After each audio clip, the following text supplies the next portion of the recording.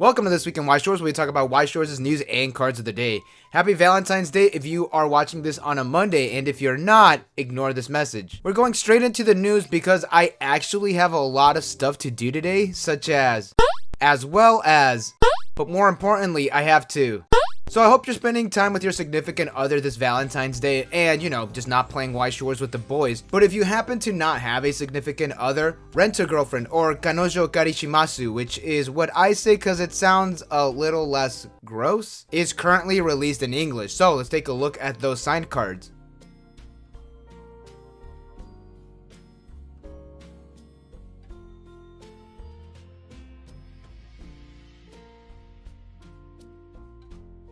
So this set is not the best. Is it good?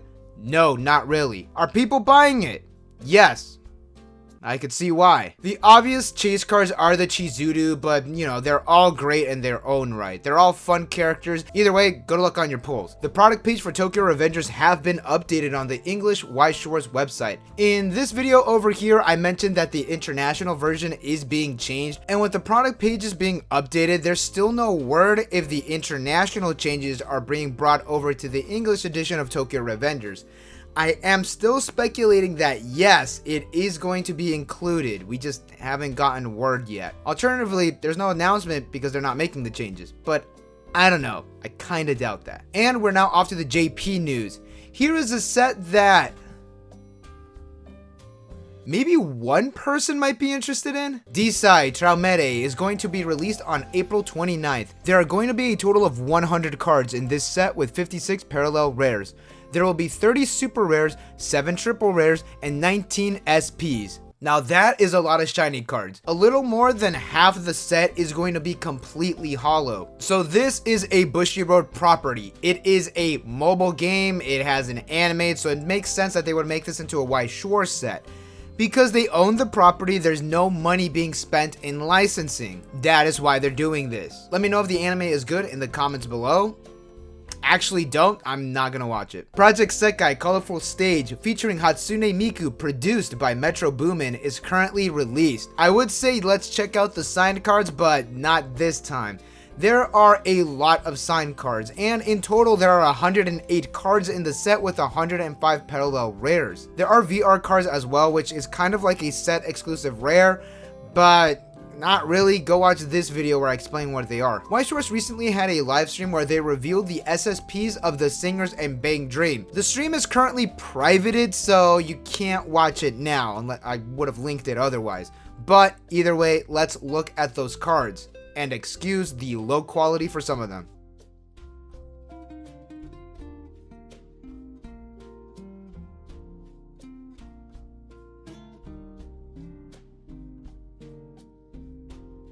Yes, they're YouTube screen grabs, and you can tell. I did talk about some of the cards that were revealed on the live stream that I did. Just a heads up, I did make a stream channel where all the archives as well as some stream clips to go. And subscribe if you haven't yet. So if you missed the live stream, go there. And we're gonna end today's episode with Kobayashi-san's Maid Dragon. We have some of the art for the cards that were talked about, and I believe it was 2 weeks ago. Go watch that video, link over here. Happy Valentine's Day. If this gets taken down, you owe me one. The trial deck level 0 is called Poolside Allure Toru, and the level 3 is called Turning to Look Back Kana. Again, if this is taken down, you know why. Are gonna have to talk about the elephant in the room with this card art. Her headband. She is going to the pool and she's still wearing her little headband thing.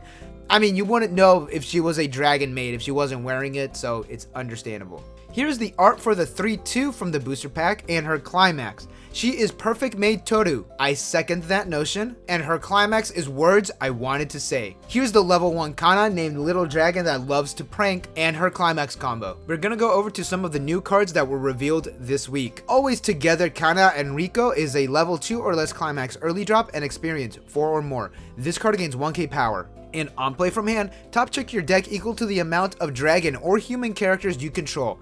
add one, then you ditch the rest. Yeah, this is fine, not the strongest early drop power wise, but you are going to be running it for the dig effect because with a full field, you're digging 5 cards because this does count itself. It is pretty solid. Relationship of mutual trust with dragons. Kobayashi is a pay 1 tap self salvaging brainstorm and rest discard. If you have 4 or more other characters, you could draw one, ditch one. And if you have Wing of Love Toru, she becomes a global 1k, and Wing of Love Toru has climax combo. At the start of your attack phase, if you have 4 or more other characters, you could pay 1, pop your climax, spreading wings.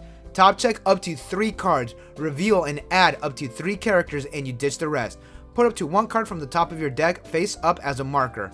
And her other effect is when your other character attacks, declare a number equal to or lower to the amount of markers underneath this card. The character that is attacking gains 1k power and soul equal to the number that you declared. We currently do not have the climax. Alright, so what? This card is a global 1k when you have the Toru on the field. Let's get that out of the way right now. Now, we do not have the climax for this, but it does sound like it's a yellow stock soul. You pay a stock and you pop your climax. That sounds something a yellow stock soul would do. So you top check 3 from the top of your deck, you add up to 3 characters, then you get a marker underneath this card. So now with each card in your front row, you get to attack, gain 1k power, and if this is your first time using the climax, you could declare a 1 or a 0 and that character gains that soul. Simple, because this pretty much turns that yellow stock soul, at least the hypothetical yellow stock soul, into a 1k1. This isn't bad, but it is still a little too early to see if this card is good, but in a vacuum, this is pretty solid support, especially if it's on a yellow stock soul. Now, they could have just easily made this into a 1k1 if it's not a yellow stock soul, but when you use the climax combo once, you get a pump soul and 1k power on demand. And that in its own right is pretty damn solid. Childhood Memories Iruru states that when this card is sent to the waiting room, you could ditch a card. Top check 4, add a level 1 or higher card. Send the rest to the waiting room. Magic Potential Shota is a level assist, 500 forward, and climax combo. When you play Summon Failed, you could pay 1, ditch 2, search and play Devil's Hug Lukoa from your deck onto the field. And that card is on play from hand or by the effect of the previous card, you heal and climax combo. When this card reverses an opponent in battle and you have Summon Failed in play, you could pay 2, ditch 1. Look at up to the bottom 5 cards from your opponent's deck. Choose up to 2 climaxes revealed and place them in their clock. Ditch the rest. The climax is a 1k1 and an arch when triggered. That is pretty expensive. You can't call this out early at a level 2, but you're going to need a lot of stock and a lot of hand. And on top of that, you're going to need 2 Shotas on board, and you're only allowed to get 2 of these on the field. So pretty much is you have 1 Shota, you get 1 Lukoa. You get 1 Shota, you get another Lukoa. But that's pretty much the extent. You can only get a total of 2 on the field. Yes, you can play a 3rd Shota, have the Lukoa squish that Shota.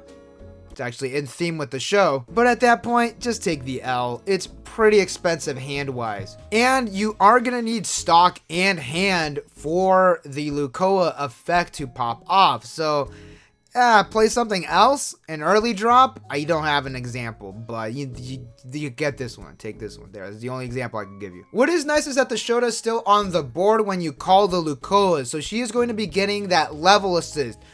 But she's only going to be at 12k5 on climax, which, what are you reversing? Hey y'all, remember this card from last week? Yeah. This does the exact same effect, but this is going to be at 16k power with anti-backup. Because these effects are on reverse, this card is guaranteeing the reverse. Now the Lukoa, not so much. I usually say it's too early to tell if a card is good when we are given the first reveals, but this is not that good, especially when we have a better example of this card released this week. And yes, that card is also a rare, so I think comparing the two is warranted and valid. I think if they gave us a carbon copy of the Project Sekai card, I think that would have been fine, especially since Lukoa has some huge fucking I'm being told to end the video now. Thank you all for watching. What do you think of the first reveals of Maid Dragon? I'm actually very excited for the set, and I did pre-order a box, so that will show up when it gets here. Maid Dragon is a huge dub for the LGBTQ+ community, and as a member of that community, and I'm Mexican American as well, this set is for me. Literally for me. Lukoa is Quetzalcoatl, who, if you don't know, they're an Aztec deity that looks like this. They took some creative liberties for sure. Remember everyone, brown is beautiful. Did you purchase Kanojo Okarishimasu, and are you spending Valentine's Day with your SPs? Thank you all to my channel members scrolling up over here, and thank you to my newest channel member, User Not Found. Oh man, hopefully they find him quick. Thank you all again. I'll catch y'all later.